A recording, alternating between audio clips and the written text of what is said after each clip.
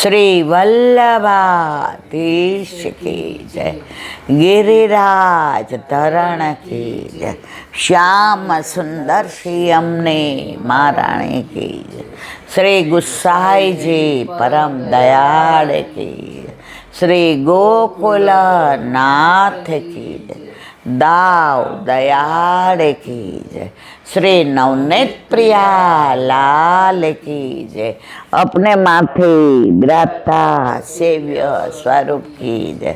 बधाई वैष्णव ने जाजा करीन जय श्री कृष्ण।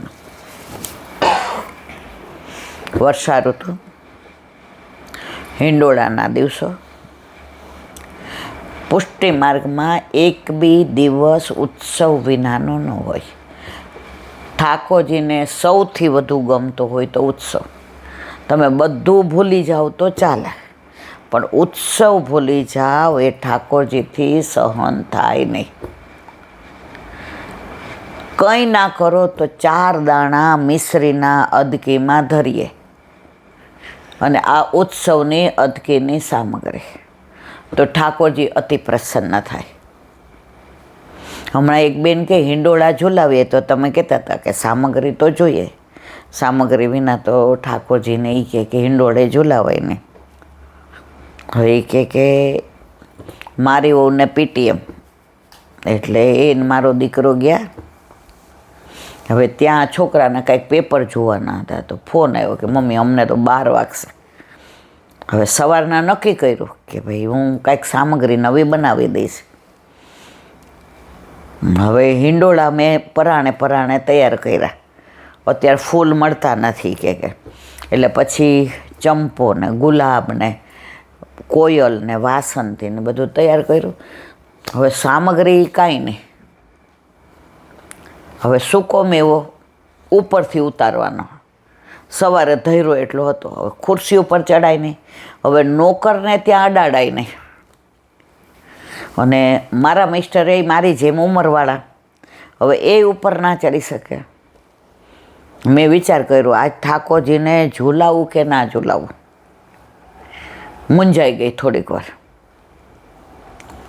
પછી અત્યારે હજી ગોળની સામગ્રી ઓછી આવે, ઠંડક હોય ને કોક દી ધરીએ એનો કાંઈ વાંધો નહીં।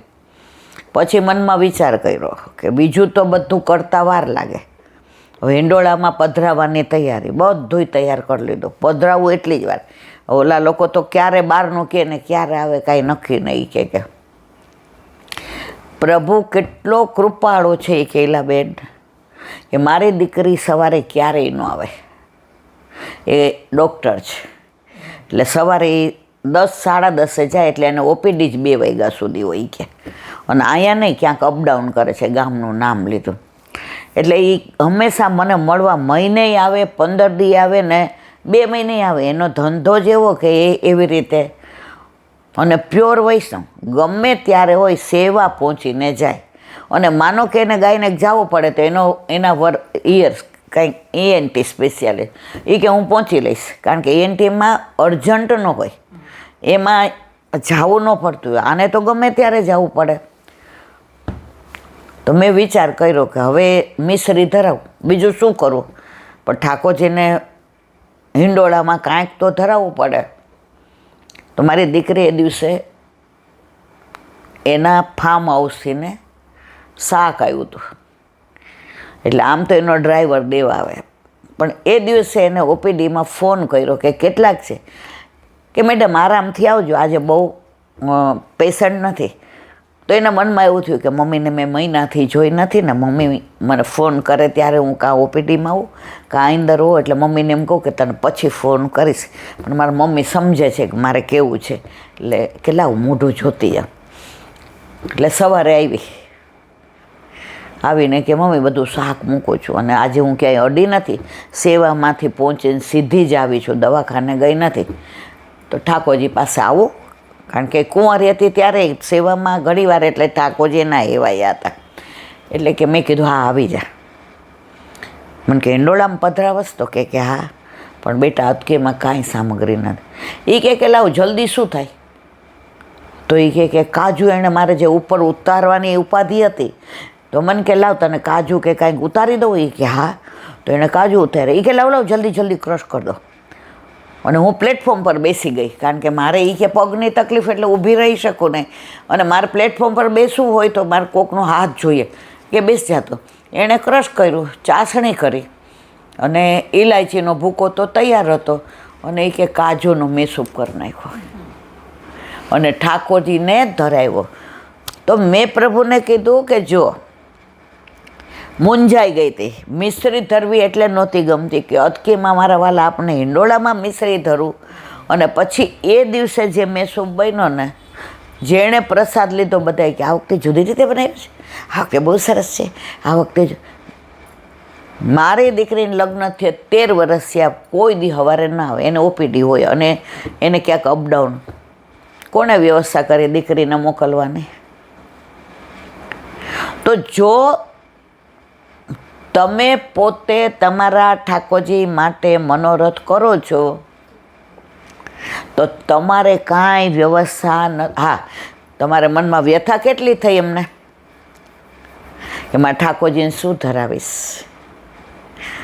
અને પછી વહુને એ લોકો એ કહે કે 12 ને 50 ઇલાબેન 12.5, એમાં વહુનો વાંક નહોતો ને દીકરાનો. કારણ કે ઓલાને જે પેપર આપ્યું હતું ને ત્યારે એને તકલીફ હતી, બહુ ઝાડા ઉલટી થયા હતા, એટલે એને બધું તપાસ કરવાની હતી ને કહેવાનું હતું. આવીને બિચારી બહુ જીવ બળી કે કાંઈ વાંધો નહીં. બેન, મોટી બેન આવ્યા. એ કે બેન હવારમાં આવ્યા? બેન તો કોઈ દી હવારમાં આવતા જ નથી, તમે ફોન કર્યો તો? એ કે ના બેટા, મેં ફોન નહોતો કર્યો. અને પછી બધું શાક લઈ આવી ત્યારે વહુએ કીધું બા આપણે તો કોઈનું ધરીએ નહીં, બેનનું ન ધરીએ ને આપણે તો. પછી કે હું મેં બેનને 100 રૂપિયા આપી દીધા છે, એટલે તું તારા ટોકરી આપણે ધર. કહેવાનો આશય એ છે, તમને એવું છે કે મારા પ્રભુને મારે હિંડોળામાં અટકીની સામગ્રી વિના કેવી રીતે પધરાવવું? તો વ્યવસ્થા કોણે કરી? ઉતારી દીધા, ક્રશય કરી દીધા, પ્લેટફોર્મ પર બેસાડ્યા, અને પછી મેસૂપ કર્યો. એ કે સામાન્ય રીતે મેસૂપમાં એવું હોય કે આજે કર્યો હોય ને 2 કલાક પહેલાં પછી જ પેલું ફૂલીને દડા જેવો સરસ થાય. એટલે કે મારી દીકરીએ કીધું મમ્મી ચિંતા કરમાં, આજે ધરાવ, પછી કાલે બરાબર ફૂલીને. એ કે એ દિવસે એની મેળાએ જ એટલો ફૂલો, આમ ખીલો એટલે કેવો ઈલાબેન ડબ્બો ભરાઈ ગયો. આટલા કાજુનો મેસૂપ પછી અહીં લઈ આવ્યા હતા. મને કે ચાખો. હવે મારે તો આ સાલમાં દાખલ કરી ત્યારનું ગળું એના ભાવથી મેં ચાખ્યો.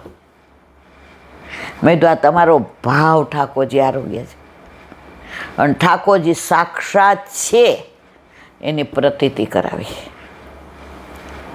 આજે બધા આવે કે ફોન આવે તો આ જ વાતો કરે.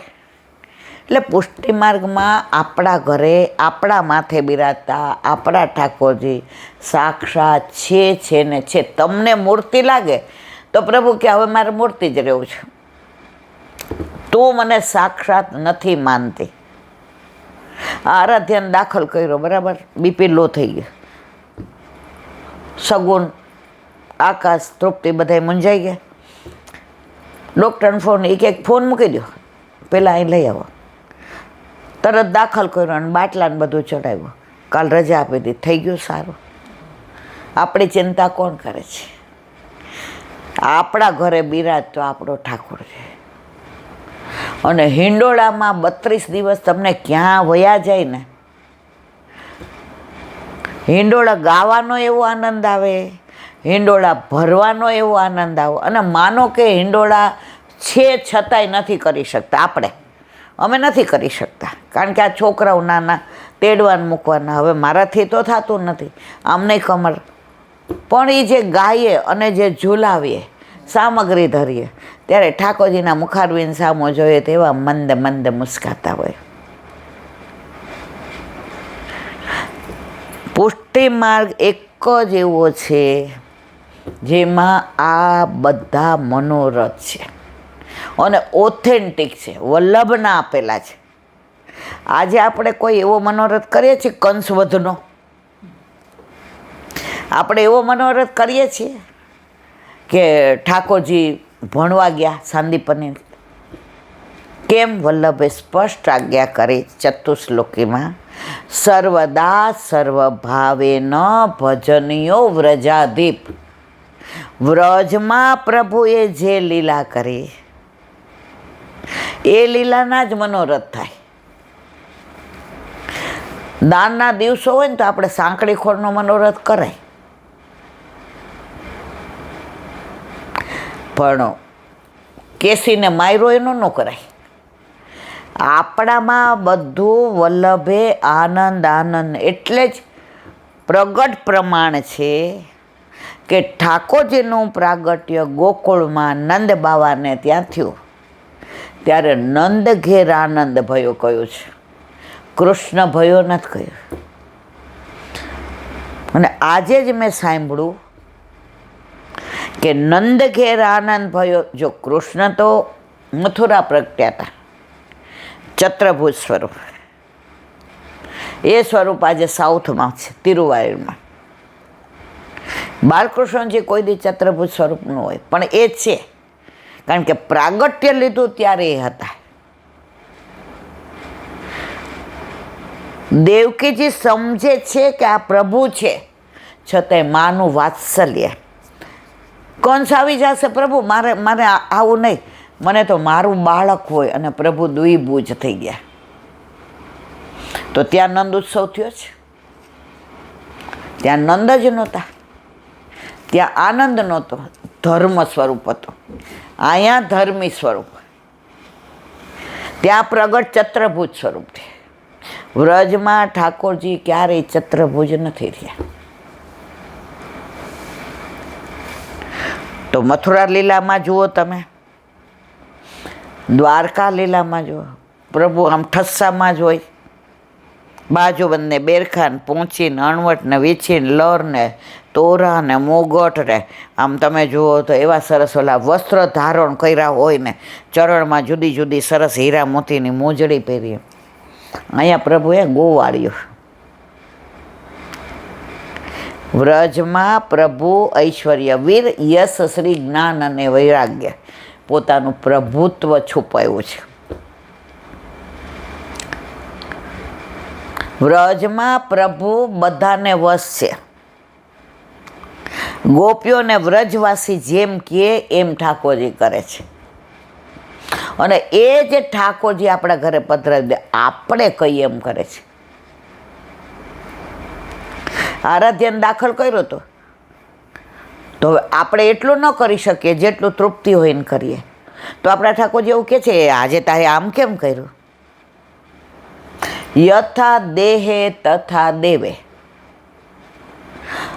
તું જેમ રાખીશ એમ રહીશ. વલ્લભે કાનમાં જ કહી દીધું છે, મારા વૈષ્ણવના દોષ સામું જોશો નહીં. હમણાં એકાદશી આવશે, પવિત્ર એકાદશી, શ્રાવણ શ્યામલે પક્ષે એકાદશ્યા મહાનેશે સાક્ષાત ભગવતા પ્રોક્તમ. જો વલ્લભે ક્યાંય આ શબ્દનો ઉપયોગ કર્યો નથી, અહીંયા સ્પષ્ટ કીધું સાક્ષાત ભગવતા પ્રોક્તમ. આ એક પુષ્ટિ માર્ગ જેવો છે જ્યાં સાક્ષાત ઠાકોરજી પ્રગટ થઈ આજ્ઞા કરે. બાકી તમે આટલા બધા ધર્મો જુઓ, ક્યાંય સ્વપ્નમાં થઈ હશે, ક્યાંય અનુભૂતિ થઈ હશે, પણ પુષ્ટિ માર્ગમાં વલ્લભને શ્રાવણ શ્યામલે પક્ષે સાક્ષાત ગોકુળ ચંદ્રમાજીએ પ્રગટ થઈને કહ્યું, મારા વલ્લભ એક સમય ચિંતા ચિતાઈ દેવી કેહિવિધ જાની જાય. વલ્લભ કે આટલા બધામાં મારા શોધવા કેમ? ઠાકોરજી કે વલ્લભ ચિંતા ના કરો, ગોલોકનું આટલું મોટું સુખ છોડીને પધાર્યા છો, ઉઘાડા ચરણે પરિક્રમા કરીને દેવી જીવ માટે દોડો છો. કાંટા કાંકરા ઝાખરા વરસાદ શિયાળો કે ગરમી આપ જોતા નથી. હું આપને એવો બ્રહ્મ સંબંધ મંત્ર આપું છું, જે જીવને આપી તમે મારા હાથમાં સોંપશો એનો ક્યારેય ત્યાગ નહીં કરો.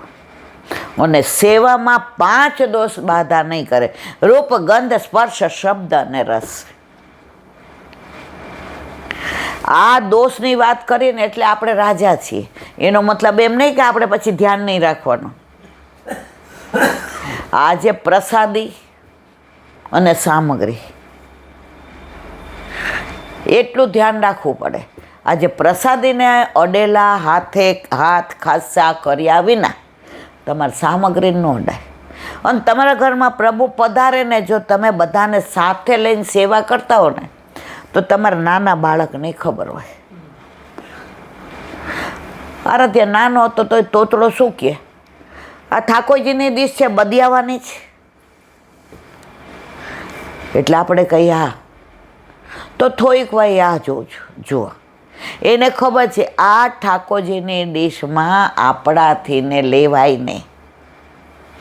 સૌરાષ્ટ્રમાં તો આજની તારીખમાં ગામડામાં ઠાકોરજીના પાત્રો કાં તડકે મૂકી દે અને કાં તપાવે. આ પવિત્રો કેવી રીતે બનાવતા અમે જોયું છે ગામડામાં. પેલા રેટીઓ કાઢતા હતા, તમે જોયા છે રેટીઓ?